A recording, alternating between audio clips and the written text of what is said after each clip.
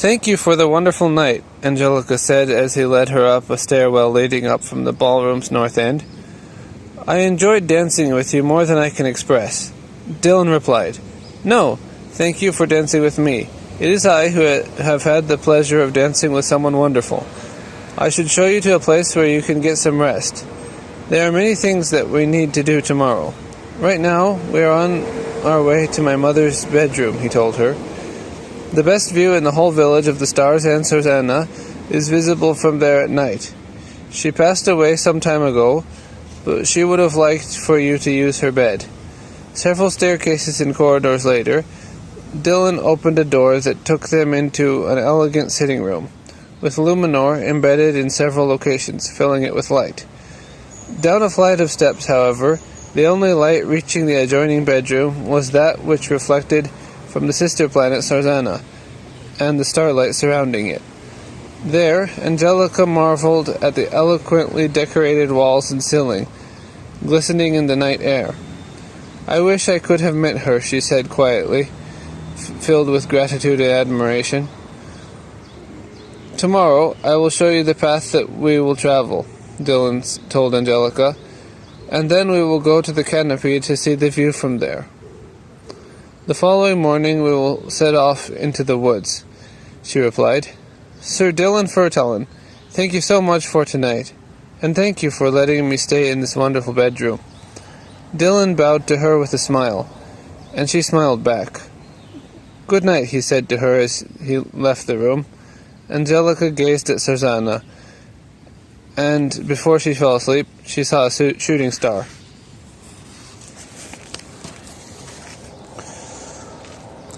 The following morning, Angelica woke to a tap on the shoulder. When she opened her eyes, Dylan's face was so close to hers that she almost jumped. But then she giggled and said, "Did I sleep too long?" He answered, "The journey is yours. Sleep for however long you desire, Princess. If you're ready, we should go now, so that there will be time to go to both places I have told you about, and come back by nightfall." Angelica had never gone anywhere that took all the way to nightfall and to return from, so she hadn't expected this. But she was excited and hopped right out of bed. Because she had neglected bringing in a change of clothes with her, it took no time to get ready. They walked all the way back to the hall with the Fulgur stone in it. "If you remember, Marcus talked about this place yesterday," Dylan told her, and they walked through a passageway where the vaulting was heavily encrusted with illuminor. He led Angelica out onto an outcropping of woundwood, where a branch had previously been, explaining to her that it was an arrival platform. It took her a couple of seconds to remember that he could also be a bird, and then she understood what he meant. He pointed a finger out towards a path that led off between the trees. "That is the entrance to a long and unforgiving path. If followed correctly, will eventually lead to the meadow where we can harvest freshly born luminor. I say born because the method by which the stone comes into existence requires the parental help of two distinct species of plants, and to my knowledge, it is the only way it can form. In any case, the meadow at the end of the path is the only accessible currently existing place in the forest. It can still bear new stones. And I want you to have a stone of the highest quality, so we must go there." Dylan and Angelica left the arrival platform and started their way back up through the inside of Oakfeather.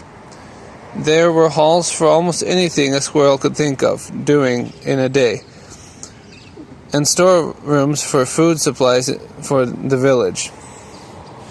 Every hall in the village was connected to the next by a winding stairway that led in one direction or another. Many had several exits, which either led out onto another arrival platform or into somebody's private quarters. When Angelica stepped outside to the base of the crown, however, the size of the village dumbfounded her.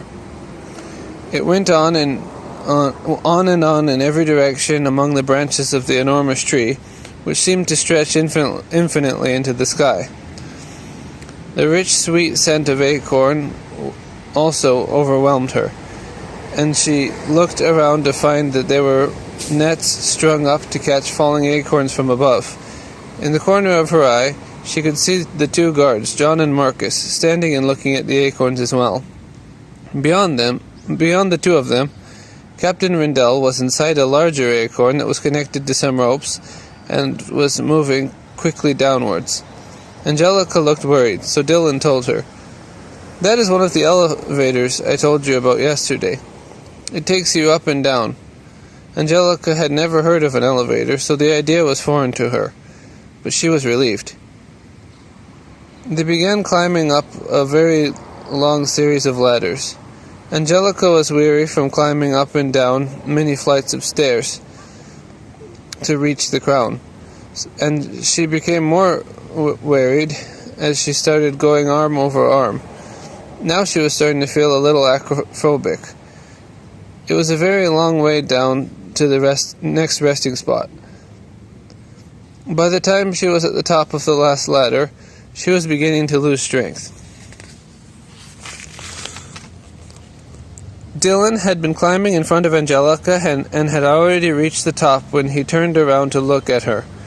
She was losing her grip, so he quickly reached down and grabbed her hand. After getting up, Angelica took a moment to catch her breath and finally said, "Thank you. Sorry, I have never climbed so much in my life. And this dress," she stopped. Even though she had seen a view of some of the surrounding areas while on the ship, the exhilarating movement of the vessel had been her main focus. And because of that, she hadn't been able to take in much information. Now before her was the widest vista from the highest point she had ever seen.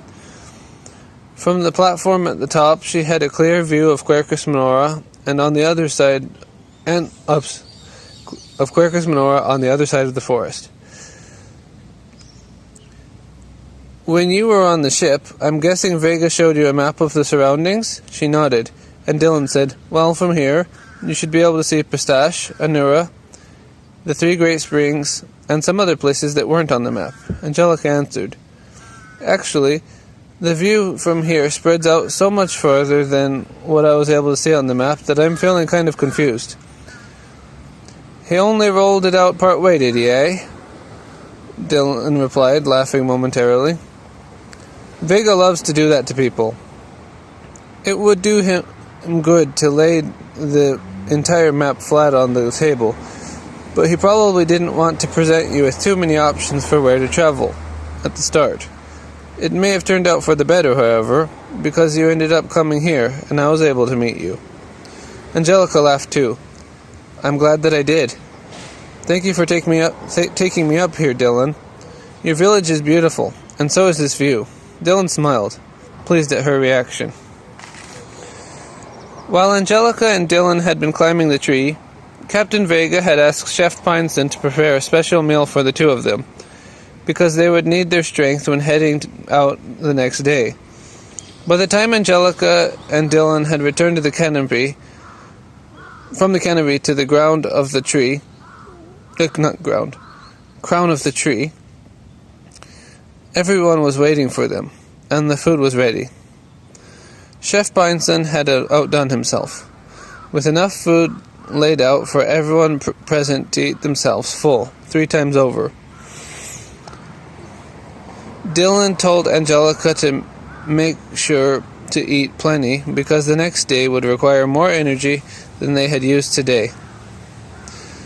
By the time the meal ended, she had consumed more food within 2 days than she would have eaten in 2 full weeks under normal circumstances.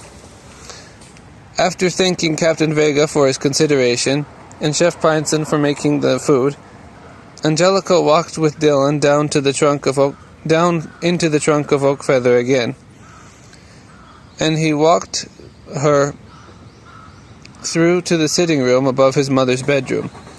"I'll see you early tomorrow morning," he said from the top of the stairs, standing in the corridor. Angelica smiled back at him and said, "Looking forward to it." After Dylan had left, Angelica walked into the room. There, on the table, were a sheathed knife on a belt, a pouch, and a water flask. She borrowed some scissors from a drawer in the dresser nearby. I should wear lighter clothing if I'm to enter the forest on foot. This dress was a hindrance today, she thought, and she cut off the lower part of her dress and tied it to her head like a bandana. She put her crown on her arm like an armlet. Knowing she had a big day ahead of her tomorrow, Angelica took all the items down the stairs to her room and quickly got into bed. She was fast asleep in no time.